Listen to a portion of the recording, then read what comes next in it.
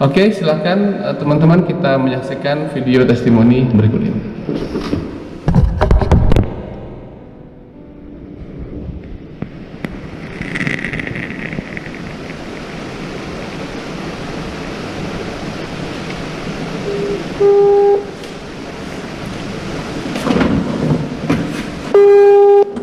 Halo, Assalamualaikum. Halo. Assalamualaikum. Waalaikumsalam warahmatullahi wabarakatuh. Bapak boleh dikenalkan dengan siapa? Bapak siapa dan di mana?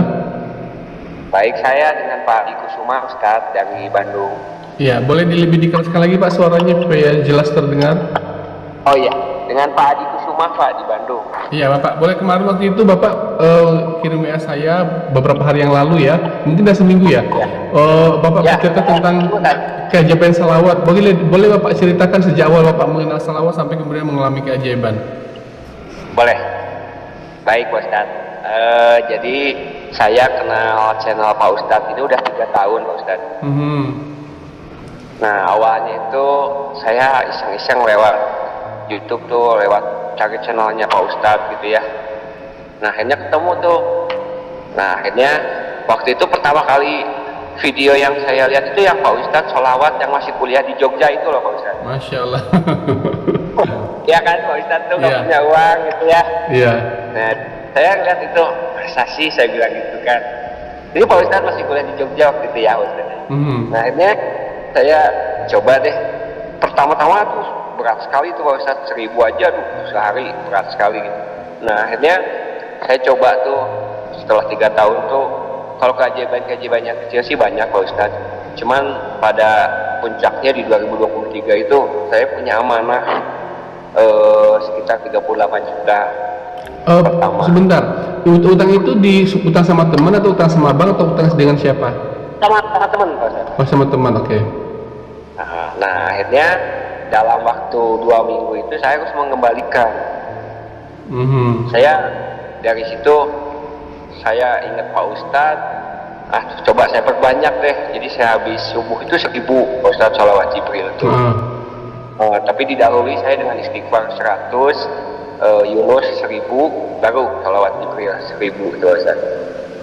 Nah setelah itu kalau duha gitu saya 1000, habis duhur 1000, habis asar 1000. Tapi kalau maghrib sama isya selalu 5000 Pak Ustadz, selalu 5000. Akhirnya jam 10 itu saya nggak ada kegiatan, 5000 lagi Pak Ustadz. 5000 lagi, terus tidur, saya bangun lagi setengah 2, itu kadang-kadang 10.000, 15.000 gitu. Oke, itu pakai salawat apa Pak? Sallallahu alaihi wasallam atau lain? Jibril. Oh, salawat Jibril. Oke. Ya. Nah sampai 2 minggu itu, sampai hari H-nya itu nggak ada uangnya Pak Ustadz. Nggak ada uangnya. Saya cuma bilang, ini gimana ini, saya bilang gitu Pak Ustadz. Salawat kok masih belum nampak gitu ya? Iya. Padahal kalau itu sehari udah 20 ribuan lebih. Ya udahlah, nggak apa-apa saya bilang. Nggak apa-apa saya bilang, mungkin ya memang harus seperti ini gitu. Nah akhirnya pada hari Senin itu hari H-nya tuh saya telepon jam 10 pagi. Jam 10 pagi ditelepon sama yang punya hutang, ditanya, Pak, kan temen ya, gimana uangnya 38 juta gitu. Saya bilang, aduh ya Allah, saya harus ngomong apa lagi. Ya udahlah, saya pasrah aja, mau diapain aja, mau diapain aja saya siap. Dalam hati saya bilang gitu. Diapain saya siap lah, udah mau apa lagi, sholawat sudah saya lakuin, sholat malam udah apa lagi. Nah itu saya jawab ke Pak Ustadz, maaf saya bilang, saya belum ada uang, benar-benar nggak ada uang. Saya bilang, ya mau bilang apa juga saya nggak ada, saya bilang gitu Pak Ustadz. Nah di saat itulah pertolongan Allah datang Pak Ustadz. Saat itu saat itu pertolongan Allah datang. Lalu dia mengatakan, benar kamu nggak ada uang, benar, yakin saya nggak ada. Saya bilang, kalau buat makan aja ada, tapi kalau segitu nggak ada. Saya bilang, ya udah gitu, kalau memang situ nggak ada, jujur saya ikhlaskan, katanya. Saya nggak akan nagih lagi asal kamu sehat, katanya gitu Pak Ustadz. Asal kamu sehat. Saya bilang, yang benar ini iya. Padahal harapan saya dapatnya uang gitu, harus bisa bayar gitu kan. Oh gitu. Ternyata Mendengar cerita itu Bapak langsung nangis atau terharu atau gimana sih waktu itu? saya nggak bisa ngomong, Mas. Langsung nggak bisa ngomong. Jadi saya mau ngomong apa ya Pak Ustadz? Saya bingung gitu. Dia langsung, saya ikhlas, saya nggak akan lagi. Yang penting kamu sehat, tapi kalau kamu nanti punya uang, kalau inget dibayarkan, tapi saya nggak akan lagi gitu. Saya ikhlas. Langsung gitu loh Pak Ustadz. Saya bingung. Oh, mungkin ini pertolongan Allah itu nggak selalu bentuknya bisa bayar Pak Ustadz. Ada uangnya dibayar, itu keinginan saya gitu. Orang yang Bapak pinjamkan, yang meminjamkan uang sama Bapak itu teman dekat ya? Gak deket juga Pak Ustadz. Gak deket juga Pak Ustadz. Oh gitu. Ya. Jadi justru malah sebelumnya dia ya ngomel-ngomel bahasanya gitu Pak Ustadz. Sebelumnya waktu Bapak sebelum bersalawat mungkin ya? Tahu harus ada ya bahasa itu Pak Ustadz. Nah akhirnya ya alhamdulillah Pak Ustadz, saya dari situ tertolong.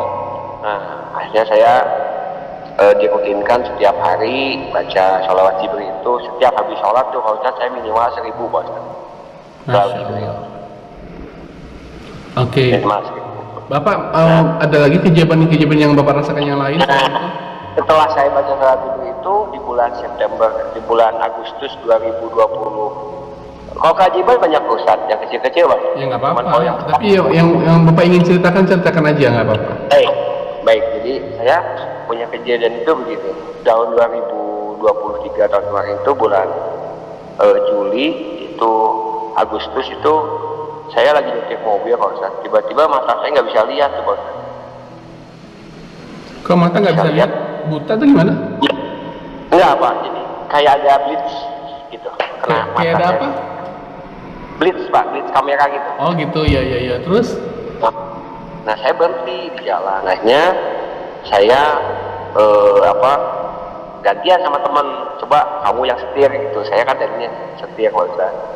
Nah akhirnya saya pulang tuh Pak Ustadz. Pulang, mata kanan saya itu gelap. Gelap gitu. Melihat cahayanya kecil sekali. Nah saya sampai rumah itu bilang sama istri saya, ini kenapa ya mata saya begini gitu kan, itu malam-malam Pak Ustadz. Nah, mungkin kamu suka begadang, kata istri saya, karena kan suka sholawatan tuh dari jam 10 sampai jam 1, jam 2 gitu Pak Ustadz ya. Capek katanya matanya. Oh ya udahlah ditunggu. Akhirnya tetap saya Pak Ustadz tiap hari rutin habis sholat sholat fardu tuh 1000, tiap hari kalau duha itu 1000. Nah akhirnya seminggu kemudian yang kiri malah nggak bisa lihat juga Pak Ustadz. Akhirnya dua-duanya saya nggak bisa lihat kedua mata saya. Nah akhirnya saya datang ke rumah sakit Pak Ustadz. Sakit diperiksa itu dari jam 7 malam sampai jam 11 malam. Nah itu hasilnya retina mata saya lepas Pak Ustadz, kiri dan kanan. Oh gitu. Ya, lepas retinanya Pak Ustadz. Lepas? Terus? Lepas.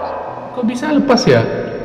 Iya, nah itu sampai dokternya berkata, Pak ini kebentur, jatuh, apa gimana? Enggak, saya bilang ngapa-ngapain loh, kok aneh ya katanya gitu. Nah, akhirnya ini paling telat 5 hari harus nulis dioperasi, kalau enggak Bapak bisa buta permanen gitu. Karena ini kondisinya udah darurat sekali gitu Pak.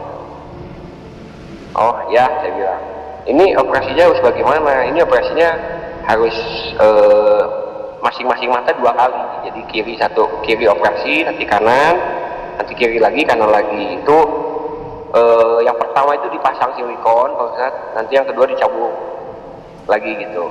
Nah saya tanya biayanya sekitar berapa? Mungkin satu kali operasi sekitar 44 juta. Waduh, Pak, dari mana saya bilang gitu Pak Ustadz? Dari mana ya? Gitu. Saya coba pakai BPJS Pak Ustadz. Ternyata kalau pakai BPJS itu lama kan. Nggak bisa dalam waktu 5 hari gitu Pak Ustadz. Nggak bisa. Terus? Waduh, saya gimana ini? Pulang jam 11 malam itu malam minggu itu Pak Ustadz, saya sama istri saya sama anak-anak saya. Ya lemes saja Pak Ustaz. Jam 11 malam lemes saja. Akhirnya istri saya sama saya berdua ngobrol nih. Katanya kita udah apa aja udah nggak ada, kita udah nggak ada. Ya udah kita cuma bisa sholawat aja, saya bilang. Kita sholawatin aja yuk. Mudah-mudahan nanti jalan. Ya, tiap hari saya nambah itu Pak Ustaz. Jadi saya waktu itu sholawat 15.000 sampai subuh tuh dari pulang itu. Nah, habis subuh 1.000, habis 5.000. Wah, udah nggak kehitung tuh Pak Ustaz. Mungkin sekitar 30.000, 40.000 lah sehari.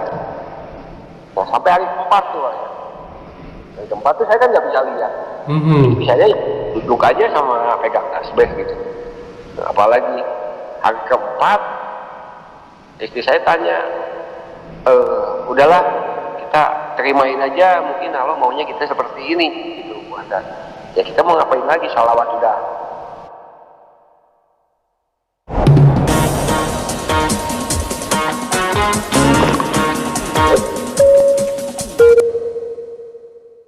Kita dakwahkan sholat malam, kita udah minta sampai ada keajaiban tuh Pak Ustaz. Istri saya tuh pas saya sakit tuh dia alhamdulillah dengan kejadian ini dia berhijab alhamdulillah terus.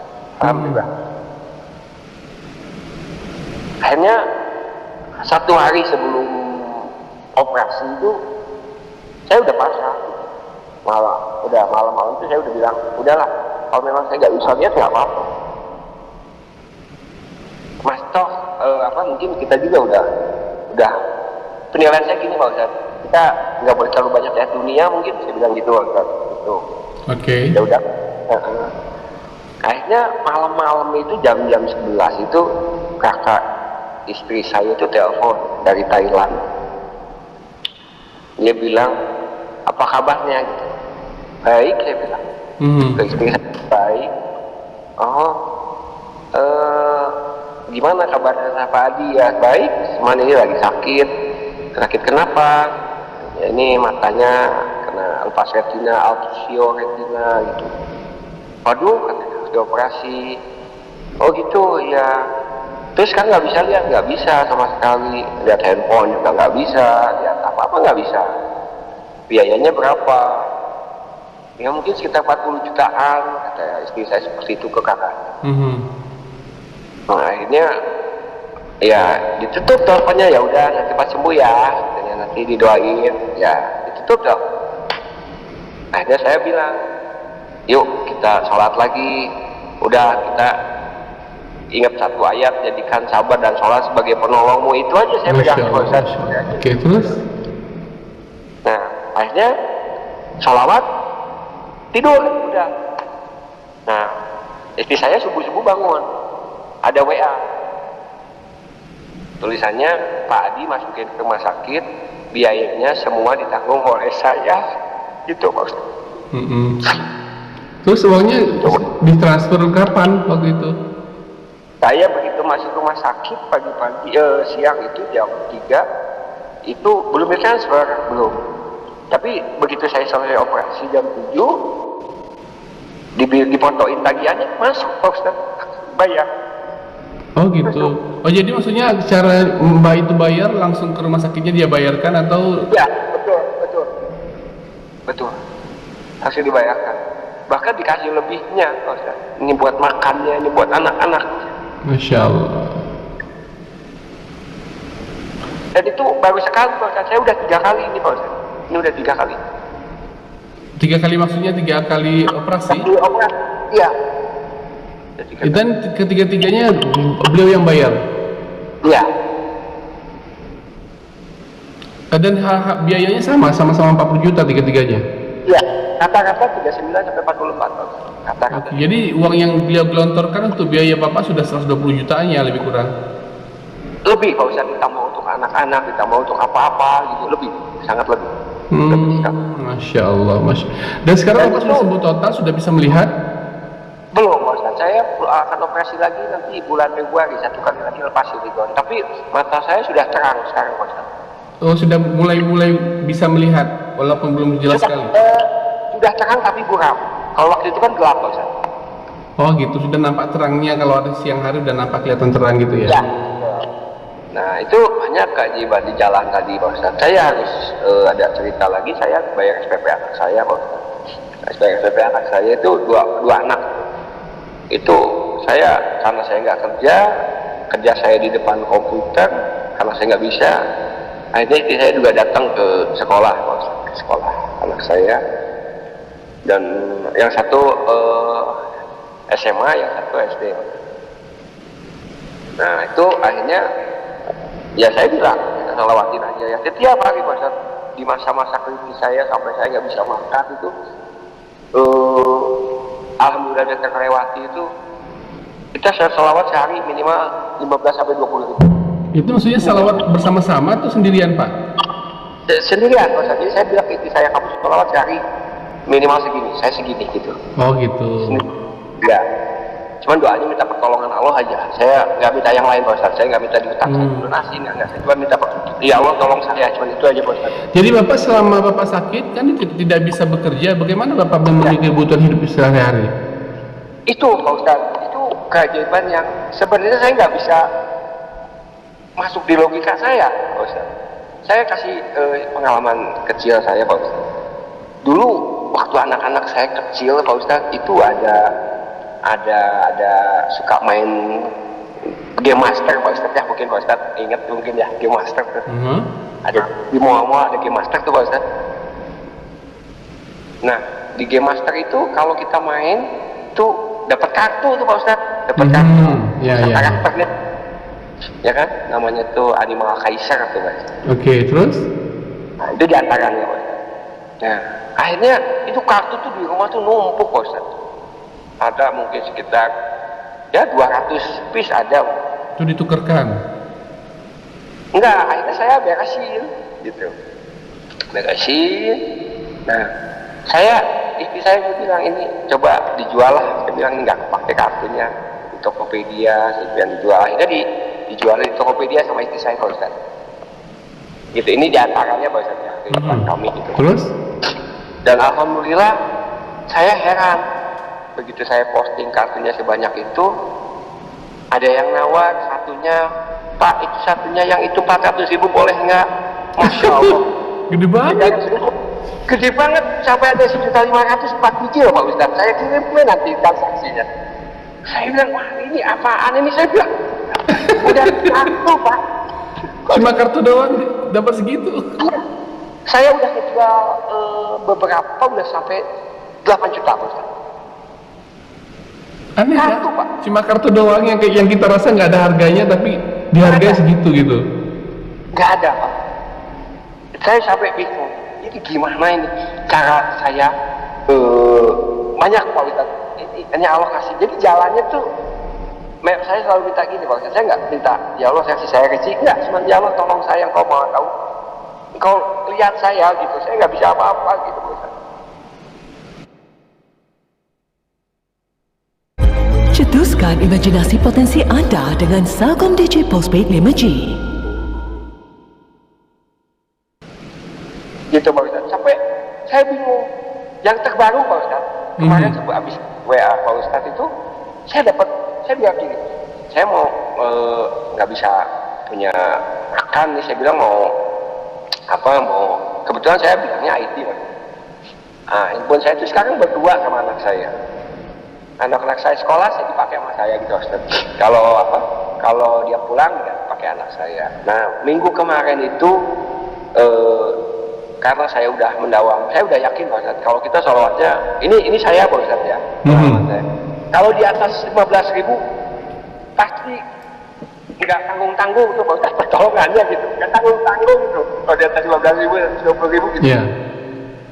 Pasti itu.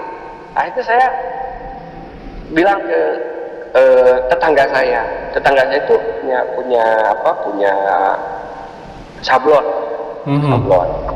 Dia bilang karena saya udah bisa melihat handphone walaupun jauh, dia bilang bisa nggak kamu bikinin online saya punya produk banyak katanya. Saya bilang bisa, pakai Shopee, pakai TikTok kayak gitu ya Pak Ustadz ya. Oh saya bisa, oh gitu, iya. Saya bisa sih, cuman saya nggak punya handphone, saya bilang itu. kan katanya Pak Adi dulu bidangnya IT. Ya betul, teman saya sekarang nggak punya handphone, jadi saya nggak bisa ngerjain. Saya bilang, iya seminggu habis dari Pak Ustadz WA. Akhirnya dia bilang, ya udah besok saya beliin handphone yang penting cukup ya buat ini, buat apa, buat ngerjain punya saya kasih aja. Oh iya, ya udah. Nah akhirnya tuh Pak Ustadz, besoknya tuh saya udah siapin tuh, cuman malamnya tuh tetap saya pada doa. Kalau saya selalu istighfar sama doa Nabi Yunus, baru salawat Jibril ya Pak Ustadz, selalu gitu. Saya rutin Pak Ustadz, selalu sama. Nah akhirnya yang pas malam itu saya perbanyak deh, dari jam 10 sampai subuh tuh Pak Ustadz. Saya perbanyak deh, saya nggak tahu berapa. Sallallahu Muhammad. Saya cuma bilang ini Pak Ustadz, nggak mungkin yang namanya sholawat nggak pengaruh, pasti pengaruh. Saya bilang gitu aja, Pak Ustadz, yakin aja lah. Karena udah banyak keajaiban buat saya. Besoknya jam 10 pagi itu datang tuh tetangga saya Pak Ustadz. Datang tetangga sayanya nggak ada Pak Ustadz. Saya lagi check up ke dokter. Nah pas saya pulang, cuma dia WA, istri saya, handphone sudah dititip di rumah. Oh iya, saya pulang. Nah, saya pulang, saya buka plastik tuh, handphonenya bagus banget. Saya bilang, ini handphone 12 Pro Max, buat apa? Mau uang 4 juta. Oh iya, saya WA, ini buat apa? Itu buat kamu. Pasti bingung dia Bos. Saya nggak minta handphone bagus, ini Xiaomi nggak cukup. Kalau handphone yang dikasihnya itu harganya kira-kira berapaan Pak? Mungkin sekitar 12 juta Pak Ustaz. Masya Allah, gede banget. Sama dikasih uang 4 juta. Saya bilang, ini buat apa? Gitu Pak Ustaz. Saya bingung Pak Ustaz. Saya sampai bingung. Oh iya? Saya bingung banget. Bapak bilang tadi Bapak kan belum jelas pilihannya. Bapak bisa mengerjakan pekerjaan itu kalau melihat handphone, bisa? Saya kalau dekat sekali bisa Bos. Kalau dekat dalam kayak ke Pak Ustadz ini mungkin 1 jengkal bisa. Oh bisa, oke. Tapi kalau lebih dari situ nggak bisa. Saya buram sekali. Oke. Gitu. Nah saya dikasih uang 4 juta, baru saya kerjakan Pak Ustadz. Baru saya kerjakan. Tetap saya bersolawat tidak pernah lepas itu ya. Jadi saya meyakini bahwa semakin banyak itu pasti pertolongannya semakin besar. Gitu aja Pak Ustadz, kalau saya sih gitu. Jadi kalau sholawatnya sedikit ya mungkin kecil-kecil masalahnya Pak Ustadz. Kalau masalahnya gede-gede ya banyakin lah gitu Pak Ustadz. Gitu saya. Nah akhirnya seminggu 5 hari kemarin tuh, saya selesai ininya pekerjaan saya selesai. Saya udah kasihkan, saya tanya lagi, ini handphonenya bagaimana? Oh handphonenya tetap buat kamu. Alhamdulillah Pak Ustadz. Dapat 12 Apple 12 Pro Max ya Pak. Gitu. Aduh, akhirnya saya pulang hari Jumat tuh Pak Ustadz. Saya pulang, saya sholat di masjid. Nah di situ saya isi doa saya cuma berterima kasih ke sholawat. Terima kasih ya Allah, saya masih bisa nafas, saya masih bisa segala macam. Saya cuma mencurahkan isi hati saya. Akhirnya saya sholawat lagi. Setiap langkah saya Pak Ustadz nggak pernah nggak sholawat. Setiap saya pegang tasbih pasti saya sholawat. Masya Allah. Mau apa saya sholawat? Pasti saya sholawatin terus. Saya nggak hitung Pak Ustadz. Nah pulang dari situ sore-sore, tetangga saya itu datang lagi Pak Ustadz. Saya waduh, saya bilang ini mau ngambil HP, saya bilang gitu Pak Ustadz. Terus? Akhirnya ketemu, dia bilang terima kasih. Di depan mobil dia, di depan rumah saya itu ada mobil Pak Ustadz. Ada mobil box gitu. Mobil box buat angkut barang Pak Ustadz. Mungkin sekitar 2000. Dia langsung bilang gini ke saya, ini mobil tolong jualin, berapapun uangnya buat kamu, katanya Pak Ustadz. Hah? Terus mobilnya sudah terjual? Belum Pak Ustadz, karena baru cuma kemarin dikasih ke saya, masih ada di rumah saya. Rencananya Bapak mau jual berapa itu mobil? pasarannya 30 juta Pak Ustadz, sampai 40 juta. Oh gitu. Iya. Ini mobil uangnya buat kamu katanya. Buat apa? Saya bilang, buat kamu aja. Aduh, saya bilang, saya bingung, ini apa lagi? Sampai saya bilang ke istri saya ini rezeki dari Allah nih, sampai bahasa saya gini Pak Ustadz, ini gak ketampung nih, sampai bingung saya Pak Ustadz. Mau dikemanain, bingung Pak Ustadz. Masya Allah, Yang, Masya Allah, Masya Allah. yang ini belum selesai, ini udah datang lagi, yang ini belum selesai, ini datang lagi, ini gimana ini Pak Ustadz, saya sampai gitu. Itulah luar biasanya ya salawat ya, nggak masuk akal ya. Iya, tapi itu yang saya rasakan setelah kalau kita di atas 15.000 ya Pak Ustadz. Oh gitu. Kalau di bawah 15.000 nggak seperti itu dahsyatnya ya. Iya, dasarnya paling mungkin ada yang transfer 500, 1 juta gitu tuh Mas. Kayak gitu tuh. Tapi kalau di atas 15.000 luar biasa kayak gitu ya. Waduh, itu sangat luar biasa Mas. Saya sampai yang dibiayai operasi itu juga, itu kan saya sampai bingung Mas. Ini saya sampai tanya, saya ngembalikan gimana ini? Dia bilang saya ikhlas, tidak perlu dikembalikan. Saya sampai bingung, ini masih ada orang baik kayak gini Pak Ustadz, gitu loh Pak Ustadz. Kadang-kadang kita pinjam ke teman 100.000, 200.000 juga susah Pak Ustadz. Iya, ini cuma ngasih doang 40 juta gratis lagi. Iya, cuman saya merasa gini Pak Ustadz, kadang-kadang kesimpulan saya ini Pak Ustadz, kesimpulan saya, kita kadang meminta jalannya berbeda Pak Ustadz. Iya. Jalannya berbeda. Kita minta uang misalkan ya. Nah, datangnya nggak selalu uang kan? Utang itu selesai, masalah itu selesai dengan sholawat. Saya yakin itu Pak. Jalannya ya berbeda. Nah itu saya makanya pertama kali ngelihat channel Pak Ustadz itu, aduh Pak Ustadz mungkin berapa tahun ya. Kalau mengikutnya masih sedikit, Pak Ustadz lagi ceritain yang di Jogja itu yang nggak bisa kiriman uang. Waktu itu waktu Bapak pertama kali lihat video saya, mungkin Bapak juga masih ragu ya, masa iya sih, masa iya mungkin gitu ya. Iya, betul Pak. dikirain Ya, saya omong kosong gitu ya, mungkin ya cerita kayak gitu ya. Iya, cuman kalau saya gini Pak Ustadz, akhirnya saya gini, daripada kita nggak ngapa-ngapain, kerjaan nggak ada, apa salahnya kita coba, kalau saya gitu Pak. Oh gitu. Tapi kan setelah Bapak banyak mengalami keajaiban, baru Bapak, oh iya ternyata memang betul apa yang dibilangnya Pak Ustadz itu, baru gitu kan? Betul, saya baru yakini ini Pak Ustadz Rasali benar. Cuman karena waktu itu kan ini Pak Ustadz, kita kan yakinnya sulit tuh Pak Ustadz. Iya. Nah sekarang sih alhamdulillah udah diyakini. Yakin itu kan datangnya nggak langsung datang, ada proses-prosesnya. Setelah kita banyak mengalami, baru yakin itu datang kan gitu.